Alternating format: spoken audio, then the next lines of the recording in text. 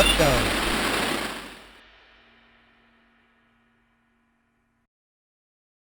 Hey everybody, welcome to the Masters Fantasy Show, brought to you by MastersFantasyFootballLeagues.com. As always, I'm joined by the Masters crew, Dynasty Owl, the Doc. What's up, guys? How you doing today? Doing great. Yeah, excellent. Yeah, beautiful day to be alive. Getting ready to talk some Dynasty football. What else could we ask for?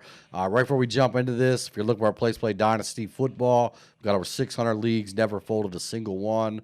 Come build your Dynasty at Masters. Fresh leagues are filling up now. Also running redrafts every night all the way till the season kicks off.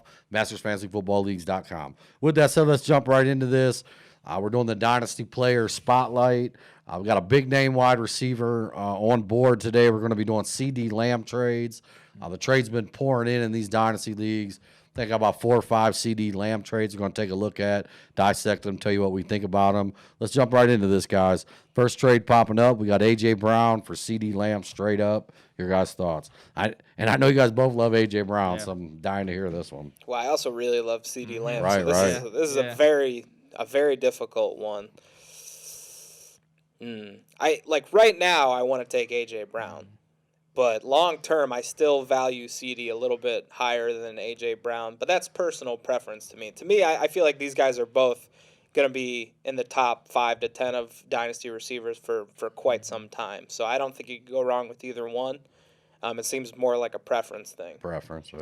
So who do you prefer? I prefer CeeDee. Okay. I think right now, if I was trying to win right now, I'd trade CeeDee for A.J. Brown. I kind of feel the same. Although, I take that back because I keep forgetting they have Julio now. So I'd still take CeeDee. You weren't here last week. I told him I thought A.J. Brown was the second best wide receiver on his team this year. I would anyway. agree. Well, maybe. I mean, and the third option on that offense. Yeah. I don't think you can. Yeah, I don't think that's wrong.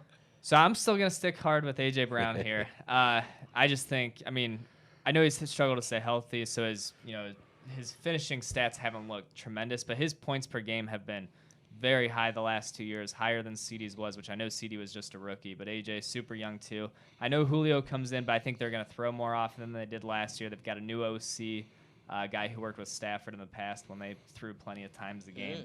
So I think the passing volume is going to go up in Tennessee. I think A.J. Brown will benefit that. I think Julio's presence could benefit him too, take some of the attention of the defense, and I think A.J. Brown in for a big year. But love CeeDee too. Those are 2 of my top 5 Dynasty receivers. Yeah, I'm gonna take CeeDee Lamb on this one pretty hard for me. All right, and then the next trade popping up here, you have to scroll. It's the bottom trade on this one.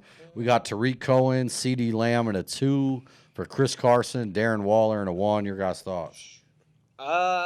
Immediately I like the Lamb side. CeeDee Lamb side is very valuable to me. I feel like you're getting good players, and Chris Carson's solid. When he's healthy, he's very solid, very underrated. And Waller's been incredible. But, we've also mentioned he's a guy that's not necessarily young, even though he just kind of burst on the scene the last couple of years. I think, 29, I think he is? 29, yeah, I think so. So this is a guy that's not super young, so it's something to keep in mind in Dynasty. But, a decent return, but, I still take CeeDee there.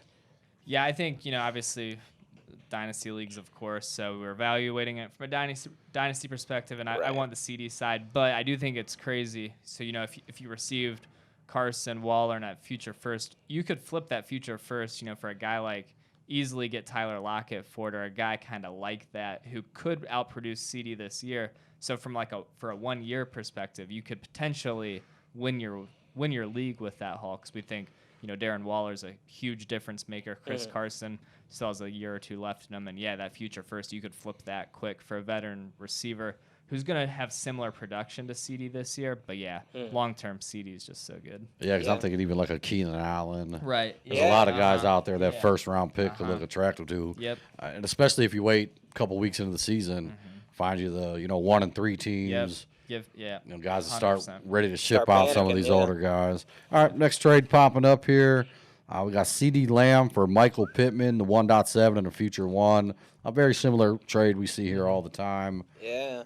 Your guys' thoughts? Yeah, that's a classic right there. The 2 firsts and a receiver. Yeah. I like Pittman. I like his opportunity to, maybe step into that number 1 receiver role this year for the Colts. that being said, I still trust CeeDee and his situation a lot more. There's a lot of questions about the Colts because they do love to run the ball. We know this. And Carson Wentz had a horrendous season last year just with, his QBR was, like, ridiculously low. Like, there's just little things like that have me a little skeptical. But, if Wentz returns to form, then that could end up being real nice on the Pittman side. Yeah, I was thinking about that the other day, like, because I'm pretty sure Luck and Wentz, like, Luck still played in Wentz's best season. Yeah. I'm pretty sure on that. And I was just thinking, had you told the Colts at that time, like, you're not going to have Luck in 2 years, but you'll have Wentz. Yeah, that is crazy. Like, nobody would have believed that. It's so wild. Yeah. Yeah, imagine, like, his MVP season, too. You could have been like, well, I don't think he ended up winning, but the season where he was crazy. He would have if he didn't blow his knee out. Yeah, imagine telling him, like, hey, you're going to have the best quarterback in the league right now in 2 years. Luck's and Luck's going to be retired. That's your new quarterback. Crazy. I mean, you wouldn't have been too mad about it. I mean, Right. Yeah, crazy. All right, next trade popping up. We got DeAndre Hopkins, the 1.11, and a 2 for CeeDee Lamb and a 1. Your guys' thoughts? I'm going to go CD here. Yeah, the extra 1 kind of. Yeah, makes it easy. I mean, I can. In I don't Dynasty know. startups, I mean, CD's going, I think, pretty significantly prior to DeAndre Hopkins. And then that 1.11 for the future first is kind of a pretty even wash. The second rounder, who cares? Yeah. So, yeah, I'm going to go CD. Yeah, if anything, you have a shot to upgrade your first round pick. Yeah. Yeah, with Unless you time. win, which in that case, who cares? All right, and then the final CeeDee Lamb trade of the week is going to be DJ Shark, the 1.3, and a future 1 for CeeDee Lamb and the 1.6. What side you got? This is interesting. It's very interesting. Because that's kind of jumping There's a big from that, drop-off, that threshold. Top 4 to 6 is, which top 3 to 6? I still am going to lean CeeDee, and honestly, I feel like part of it is because I'm not super sold on DJ Chark. I like him as a player, but he really struggles to stay healthy, and all I've heard from the Jaguars is how good Laviska Shenault's looked. So I think, he's poised to kind of drop his value down a little bit. Marvin Jones there now as well, so yeah, I'm going to go with CeeDee all day there. Yeah, I think, much as that jump is important in this draft. I think DJ Shark will be playing for a different team next year. Whoa! Like not. Whoa! Like he'll play out. I think this is the last year of his rookie deal. Uh-huh. So he'll have free agency after that. So hold on, I just want to put the doc here on the spot because I think depending on your answer, it could flip what you would have said. In Dynasty, Jamar Chase or CeeDee Lamb? Straight up. You do that. Because it's super close for me. I mean, and I think you can get Chase in the 1.3 in most. I mean, you could, and that's like. Never mind. That logic still doesn't. Cause you still get the 1.6 back. So yeah, okay. I think you'd still get a CD, even if you valued them 100% equal. Yeah, I think so too. Because you're getting the 1.6 for a future first and Shark and. Yeah, and there's no guarantee Jamar Chase is there at 1.3. Right, agreed. Yeah, I'll go CD as well. All right, I'll actually take the other side. I'll take the 3 and take one of the top 3. Yeah. I just think that extra future first kind of tips it over the edge for me there. That is valuable. But you get the 1.6 back. Like you would trade the future first for the 1.6 now, right? Yeah. Yeah, so it's basically kind of Shark and 3. Shark and 3 for CD. Would you do that? Oh, yeah. I think. You would give Shark and CD? No, I'll take Shark and the 3 over CD. All right. Just on the off chance that I get Lamb. I mean, on the off chance that I get Chase. Yeah. And even if I don't, right. I mean, I'm still getting Pitts or Najee. Yeah. And I still got the upside of Shark. I mean, I do know. Yeah. It's like close, it, though. yeah, It's really close. Yeah, I like that point. All right, guys, that's going to wrap up this edition of the Player Spotlight on CeeDee Lamb.